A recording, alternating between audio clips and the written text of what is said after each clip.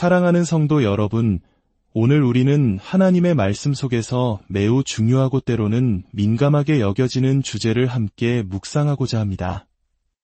바로 교회 안에서의 여성의 역할과 사역에 관한 이야기입니다. 이 주제를 마주할 때 우리의 마음과 생각을 열어주시고 성령의 지혜로 이끌어주시길 먼저 기도합니다. 본 내용을 시작하기에 앞서 이 귀한 말씀을 더 많은 분들과 나누고 하나님의 은혜를 전파하는 일에 동참해 주시길 부탁드립니다. 잠시 시간을 내어 구독과 좋아요를 눌러주시는 여러분의 작은 손길이 진리의 말씀을 널리 퍼뜨리는 귀한 사역의 일부가 됩니다. 여러분의 삶에 하나님의 평강과 축복이 가득하기를 소망합니다. 우리는 종종 이 주제를 평등 혹은 상호보완이라는 단어의 틀 안에서 논의하곤 합니다. 하지만 때로는 이러한 단어들이 우리가 가진 선입견이나 문화적 배경 때문에 성경 본문이 말하고자 하는 본질을 가리기도 하고 불필요한 오해를 낳기도 합니다.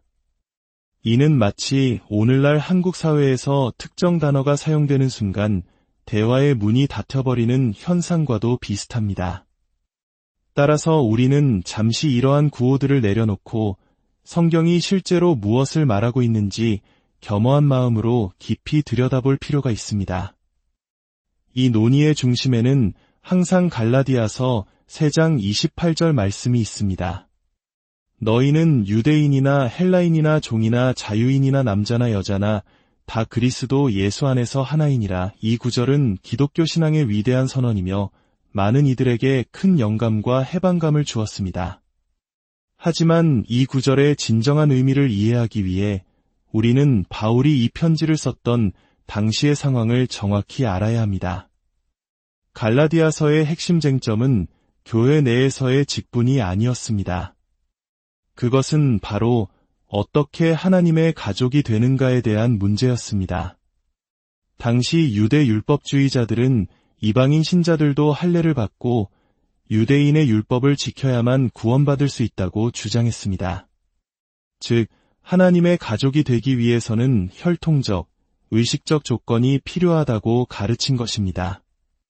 바울은 이에 맞서 하나님의 가족이 되는 유일한 길은 오직 예수 그리스도를 믿는 믿음뿐이라고 강력하게 선포합니다. 유대인이든 이방인이든 종이든 자유인이든 그 어떤 조건도 없이 믿음으로 하나가 된다는 것입니다. 바로 이 맥락에서 남자나 여자나 라는 구절이 등장합니다. 여기서 우리는 바울의 섬세한 언어 사용에 주목해야 합니다. 그는 유대인도 없고 헬라인도 없으며 종도 없고 자유인도 없으며 라고 말한 뒤 남자도 없고 여자도 없다라고 말하지 않습니다. 대신 남자와 여자가 없느니라 라고 표현합니다. 이는 창세기 한 장에 하나님이 자기 형상 곧 하나님의 형상대로 사람을 창조하시되 남자와 여자를 창조하시고 라는 구절을 직접 인용한 것입니다. 바울이 의도한 바는 무엇일까요? 그는 그리스도 안에서 우리의 성별이 사라져 중성적인 존재가 된다고 말하는 것이 아닙니다. 오히려 유대 사회에서 남성 중심의 혈통과 할례를 통해 하나님의 언약 백성임을 증명하려 했던 그릇된 특권의식을 무너뜨리고 있는 것입니다. 당시 유대 남성들은 기도 중에 하나님, 저를 이방인으로 만들지 않으심에 감사합니다. 저를 종으로 만들지 않으심에 감사합니다. 저를 여자로 만들지 않으심에 감사합니다. 라고 기도했습니다. 바울은 그리스도 안에서 더 이상 이러한 차별적인 기도는 존재할 수 없다고 선언하는 것입니다. 남성에게만 행해지던 할례와는 달리 세례는 유대인과 이방인, 종과 자유인, 그리고 남자와 여자 모두에게 동일하게 주어지는 하나님의 인치심입니다. 십자가 아래에서 모든 인간은 동등한 죄인이며 세례를 통해 모든 신자는 동등한 하나님의 자녀가 됩니다. 이것이 갈라디아서 3장 28절의 핵심 메시지입니다. 이 구절은 우리의 존재론적 지위에 대한 선언이지 교회 내의 모든 기능과 역할이 완전히 동일해야 한다는 의미로 직접 연결되지는 않습니다. 그렇다면 복음서에 나타난 예수님의 모습은 어떠했을까요? 물론 예수님께서는 12명의 남성 제자를 사도로 선택하셨습니다. 이는 이스라엘의 12지파를 회복하고 새 이스라엘을 세우시려는 상징적인 의미가 분명히 있었습니다. 하지만 우리는 이야기가 여기서 끝나지 않는다는 사실을 기억해야 합니다. 예수님의 가장 중요한 순간, 그가 십자가에서 모든 것을 내어주셨을 때 12제자는 모두 도망쳤습니다. 그러나 그 자리를 끝까지 지킨 이들은 바로 여성들이었습니다. 그리고 인류 역사상 가장 위대한 소식, 즉 예수님의 부활을 처음 목격하고 그 소식을 전하는 사도들에게 보냄받은 사도의 역할을 감당한 이들도 막달라 마리아를 비롯한 여성들이었습니다. 만약 사도가 부활의 증인이라면 여성 사도들은 남성 사도들보다 먼저 존재했던 셈입니다. 로마서 16장에서 바울이 유니아라는 여성에 대해 사도들에게 존중이 여겨지고 라고 말한 것은 결코 놀라운 일이 아닙니다.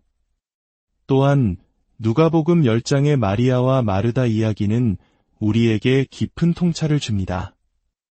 우리는 이 이야기를 흔히 활동적인 신앙과 묵상하는 신앙의 대비로 이해합니다. 하지만 당시 문화적 배경을 알면 그 의미는 훨씬 더 혁명적입니다. 1세기 유대 사회에서 남성과 여성의 공간은 엄격히 분리되어 있었습니다.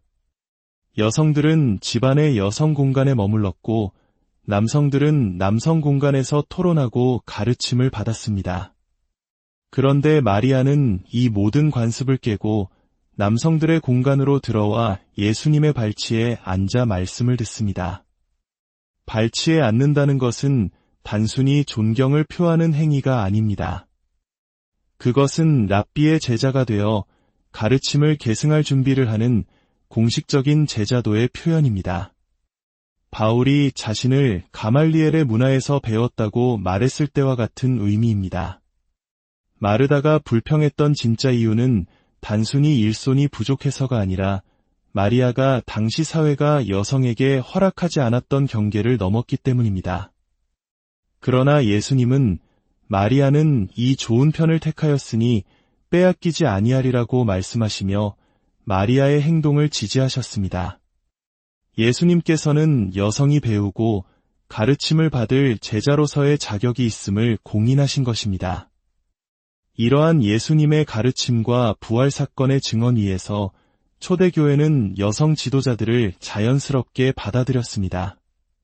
베베는 집사였고 브리스길라와 아굴라는 바울의 신실한 동역자였으며 빌립의 네 딸은 예언하는 자였습니다. 당시 교회에 어떻게 여자가 집사가 될 수 있느냐와 같은 논쟁이 있었다는 기록은 찾아볼 수 없습니다. 하지만 우리는 고린도전서와 디모데전서에 등장하는 해석하기 어려운 구절들을 마주하게 됩니다. 특히 고린도전서 14장의 여자는 교회에서 잠잠하라는 말씀은 많은 논란을 낳았습니다. 이 구절을 어떻게 이해해야 할까요? 일부 학자들은 이 구절이 후대에 삽입된 것이라는 원문 비평적 증거를 제시하기도 합니다. 하지만 또 다른 유력한 해석은 당시의 예배 문화와 관련이 있습니다. 고대 중동 지역의 교회에서는 오늘날에도 그렇듯이 남성과 여성이 분리된 공간에 앉아 예배를 드렸습니다. 설교는 보통 공식적인 언어나 고전어로 진행되었는데 주로 남성들이 이 언어에 더 익숙했습니다. 반면 여성들은 시장이나 가정에서 사용하는 일상 방언에 더 익숙했죠. 상상해 보십시오.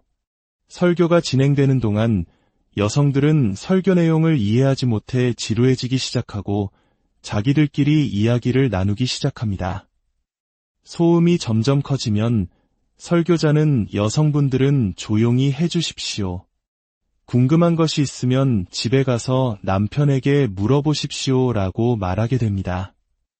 이것은 여성의 발언권 자체를 원천적으로 금지하는 명령이 아니라 예배의 질서를 유지하기 위한 현실적인 권고였을 가능성이 매우 높습니다. 무엇보다 바로 앞장인 고린도전서 11장에서 바울은 여성이 교회에서 기도하고 예언할 때 어떻게 해야 하는지에 대한 규정을 이미 제시하고 있기 때문입니다. 만약 바울이 여성의 모든 발언을 금지하려 했다면 11장의 내용은 완전히 모순이 됩니다. 고린도전서 11장의 머리에 쓰는 것에 대한 규정 역시 복잡한 문제입니다. 여기서 핵심은 여성을 억압하려는 것이 아니라 창조 질서 안에서 남성과 여성이 각자의 고유한 정체성을 존중하며 하나님께 나아가야 한다는 점을 강조하는 것입니다. 당시 고린도는 성적으로 매우 문란한 항구 도시였고 공공장소에서 머리를 풀고 다니는 여성은 종종 매춘부로 오해받았습니다. 바울은 교회 여성들이 세상에 불필요한 오해를 주지 않고 예배 안에서 남성은 남성답게, 여성은 여성답게 자신의 창조된 모습을 기쁘게 드러내며 하나님을 경배하기를 원했던 것입니다. 이는 억압이 아니라 오히려 창조의 다양성을 존중하는 태도입니다. 남성과 여성이 서로의 다름을 인정하고 상호 의존할 때 온전한 하나님의 형상이 드러나기 때문입니다. 마지막으로 가장 큰 논쟁의 중심에 있는 디모데전서 2장을 살펴보겠습니다. 나는 여자가 가르치는 것과 남자를 주관하는 것을 허락하지 아니하노니 오직 조용할지니라. 이 구절은 오랫동안 여성의 교회 사역을 반대하는 가장 강력한 근거로 사용되어 왔습니다. 그러나 이 구절 역시 당시의 구체적인 상황, 즉 편지의 수신지였던 에베소의 문화적 배경 속에서 이해해야 합니다. 에베소는 거대한 아데미 여신 신전이 도시의 중심을 차지하고 있었습니다. 이 종교는 오직 여성 사제들만이 모든 권한을 쥐고 남성들을 지배하는 철저한 여권 중심의 종교였습니다. 새로운 기독교 공동체에 들어온 일부 여성들이 복음 안에서 얻은 자유를 오해하여 마치 아데미 신전에서처럼 남성들 위에 군림하고 권위적으로 가르치려는 경향이 있었을 수 있습니다. 이러한 배경에서 바울의 말을 다시 읽어보면 그 의미가 새롭게 다가옵니다. 바울은 여성이 가르치는 것을 금지한다. 는 영구적인 명령을 내리는 것이 아니라 나는 지금 여성들이 남성들을 권위적으로 지배하는 방식으로 가르치는 것을 허용하는 것이 아니다. 라고 말하고 있는 것일 수 있습니다. 즉, 복음은 남성 중심의 억압을 여성 중심의 또 다른 억압으로 대체하는 것이 아님을 분명히 하는 것입니다. 오히려 바울은 여성들은 조용함과 온전한 순종함으로 배우라고 말합니다. 이것은 여성들에게 배움의 기회를 박탈하는 것이 아니라 오히려 예수님께서 마리아에게 허락하셨던 것처럼 여성들에게도 배움의 기회를 적극적으로 부여하라는 명령입니다. 소란스럽고 무질서한 환경이 아니라 차분하고 경건한 분위기 속에서 하나님의 말씀을 배울 수 있는 환경을 만들어주라는 것입니다. 아담과 하와 이야기도 같은 맥락입니다. 하와가 속임수에 넘어간 것은 그녀가 덜 떨어진 존재여서가 아니라 충분히 배우고 훈련받지 못했기 때문일 수 있습니다. 따라서 이에 대한 해결책은 여성을 영원히 침묵시키는 것이 아니라 오히려 그들이 진리의 말씀으로 잘 교육받고 분별력을 갖추도록 돕는 것입니다. 결론적으로 성경은 우리가 오랜 전통과 문화적 편견의 안경을 통해 보아왔던 것보다 훨씬 더 역동적이고 해방적인 메시지를 담고 있습니다. 많은 그리스도인들이 성경의 최종 목적지가 천국에 가는 것이라고 생각하지만 성경은 사실 새 하늘과 새 땅, 즉 부활한 몸으로 살아갈 새 창조를 이야기합니다. 우리의 전통적인 생각이 성경에 더 큰 그림을 보지 못하게 만들었던 것처럼 남성과 여성에 대한 문제에 있어서도 우리는 성경 본문 자체로 돌아가 그 본래의 의미를 되찾아야 합니다.